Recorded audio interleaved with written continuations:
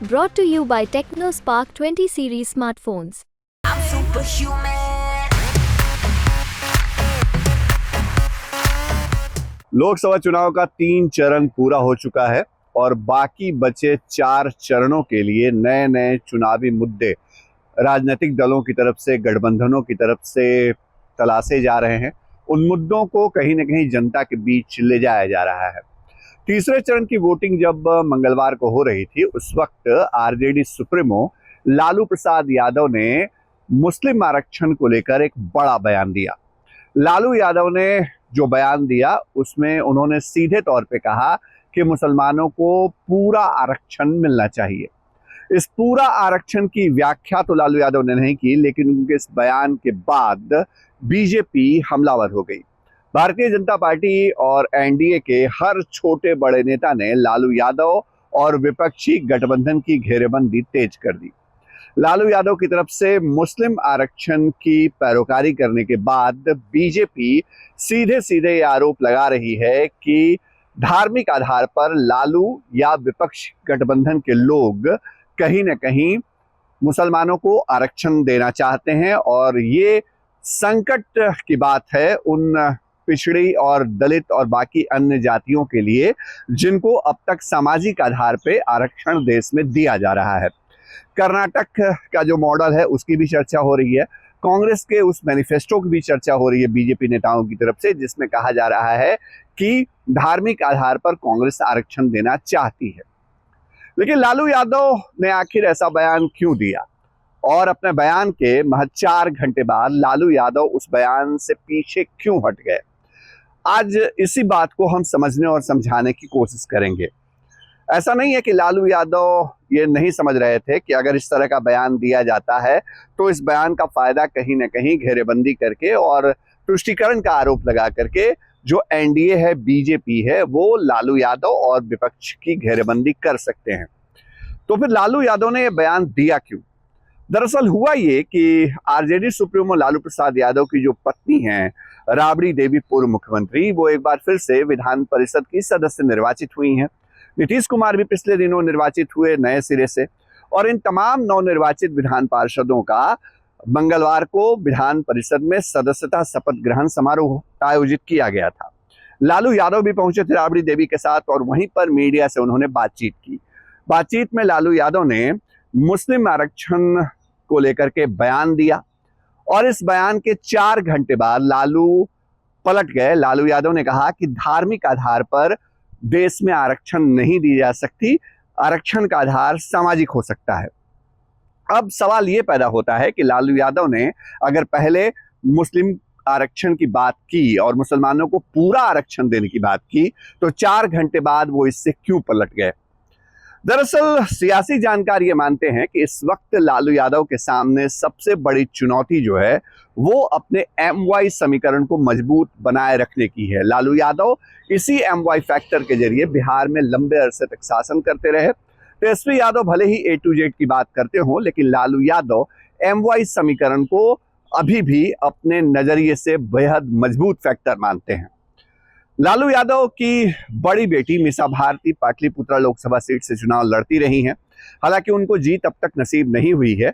वो राज्यसभा तो जाती रही, लेकिन लोकसभा में अब तक उनकी मौजूदगी नहीं हो पाई है। एक बार फिर मीसा भारती जो हैं वो पाटलिपुत्रा सीट से चुनाव मैदान में हैं। लालू यादव की दूसरी बेटी रोहिणी आचार्य भी सारण सीट से इस बार चुनाव मैदान में है, और सारण सीट पर लालू यादव MY फैक्टर को मजबूत रखना चाहते हैं। उनको पता है कि अगर सारण में रोहिणी को जीत हासिल करनी है तो ये MY फैक्टर मजबूत होना चाहिए। जो सारण की मौजूदा स्थिति है और समीकरण है उस इलाके की, वो बेहद दिलचस्प बनी हुई है। दरअसल सारण से सटी हुई सीट है सिवान की, वही सिवान सीट जो कभी शहाबुद्दीन के गढ़ के तौर पे जानी जाती थी। शहाबुद्दीन के निधन के बाद उनके परिवार और लालू परिवार के बीच रिश्ते अच्छे नहीं रहे, और यही वजह है कि बाद के दिनों में हिना साहब भी आरजेडी से नाराज नहीं, लालू परिवार से नाराजगी रही उनकी, और उम्मीद थी कि सिवान से इस बार शायद आरजेडी उनको उम्मीदवार बनाए, लेकिन ऐसा हुआ नहीं। आरजेडी ने उस इलाके से अपनी पार्टी के पुराने दिग्गज और विधानसभा के पूर्व अध्यक्ष रहे अवध बिहारी चौधरी को सिवान से उम्मीदवार बनाया है। हिना साहब जो शहाबुद्दीन की पत्नी है, वो इस सीट से निर्दलीय चुनाव लड़ रही हैं। हालात ऐसे बने हैं कि जो इस इलाके के मुस्लिम वोटर्स हैं वो कहीं ना कहीं गोलबंद होते दिख रहे हैं हिना साहब के साथ। सिवान सीट पर हिना साहब को मुस्लिमों का या मुस्लिम वोटरों का समर्थन मिल सकता है। साथ ही साथ सारण, महाराजगंज और गोपालगंज जैसी सीटें जो सिवान से सटी हुई सीटें मानी जाती हैं, वहां भी MY फैक्टर आरजेडी का दरक सकता है। अगर सिवान में मुसलमान वोटर चले जाते हैं हिना साहब के साथ, तो इसका असर सारण सीट पे भी हो सकता है और ये आशंका या डर लालू यादव को सता रही है। यही वजह रही कि शायद लालू यादव ने मुस्लिम आरक्षण को लेकर के बयान दिया ताकि मुसलमानों को वो गोलबंद कर सके। सियासी जानकार ये मानते हैं कि लालू यादव मुस्लिम और यादव गठजोड़ के जरिए सारण सीट को सिक्योर करना चाहते, रोहिणी की जीत सुनिश्चित करना चाहते थे और संभव है उन्होंने इसीलिए ये बयान दिया हो। लेकिन जिस वक्त ये बयान आया उस वक्त बिहार की 5 सीटों पे वोटिंग हो रही थी। जो अररिया की सीट है, मुस्लिम बहुल सीट, वहां भी वोटिंग हो रही थी। साथ ही साथ मधेपुरा, सुपौल, झंझारपुर और खगड़िया में वोटिंग हो रही थी। लेकिन लालू यादव के इस बयान के बाद आरजेडी का थिंक टैंक तुरंत एक्टिव हुआ, क्योंकि बीजेपी हमलावर हो गई थी। बीजेपी के नेताओं की तरफ से बयान आ रहे थे। लालू यादव और विपक्षी कुनबे की घेरेबंदी इतनी तेजी से हुई कि आरजेडी ने तुरंत अपना प्लान बदल दिया।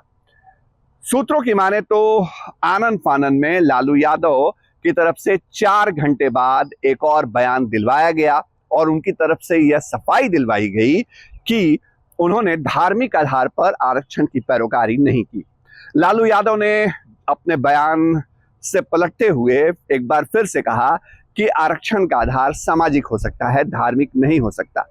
लेकिन इन 4 घंटों में जो कुछ हुआ वो बीजेपी को एक ऐसा चुनावी मुद्दा दे गया जो शायद आगे के 4 चरणों में बेहद मजबूती से देखने को मिलेगा। बीजेपी अब इस दावे पर और दम ठोक रही है कि मुस्लिम तुष्टीकरण के लिए कांग्रेस और उसकी सहयोगी पार्टियां यानी लालू यादव जैसे नेताओं की पार्टियां आरक्षण के फॉर्मेट में मुसलमानों को फिट करना चाहती है और नुकसान उन जातियों को होगा जिन जातियों को फिलहाल आरक्षण का लाभ मिल रहा है। उन जातियों के कोटे में अगर मुसलमानों की एंट्री होती है तो वाकई ये परेशानी का सबब बनेगी। लालू यादव ने अगर अपने बयान से पलटने के बाद फिर इस बात की तस्दीक की कि जो आरक्षण है वो सामाजिक आधार पर दिया जा सकता है और मुस्लिम आरक्षण की बात को उन्होंने यू टर्न लिया, तो उसके पीछे वजह यह भी है कि आरजेडी के साथ जो यादव वोटर्स माने जाते हैं या दूसरी प्रमुख वो जातियां जिनको आरक्षण का लाभ मिलता है, वो जातियां शायद मुस्लिम आरक्षण के सवाल पे आरजेडी का साथ छोड़ दें या फिर उस तरह से मजबूती के साथ खड़ी नहीं दिखें जैसा लालू उम्मीद कर रहे हैं। जाहिर है चुनाव में हर मुद्दे के अपने इफेक्ट और साइड इफेक्ट होते हैं। लालू यादव ने भले ही सारण सीट को ध्यान में रख करके मुस्लिम आरक्षण की बात कही हो, भले ही उन्होंने MY फैक्टर को मजबूत करने के लिए बातें कही, लेकिन मामला इतना बिगड़ गया कि उन्हें यू टर्न लेना पड़ा। क्या लालू डैमेज कंट्रोल कर पाएंगे या फिर बीजेपी इस मुद्दे को लेकर के जनता के बीच जाकर नया माहौल बनाएगी चुनाव में, ये देखने वाली बात होगी। तमाम खबरें इसी तरह आपके लिए हम लेकर आते रहते हैं। हमारी खबर आपको कैसी लगी कमेंट बॉक्स में जरूर बताइएगा। सहयोगी कैमरा पर्सन दीपक कुमार के साथ शशि भूषण, बिहार तक, पटना।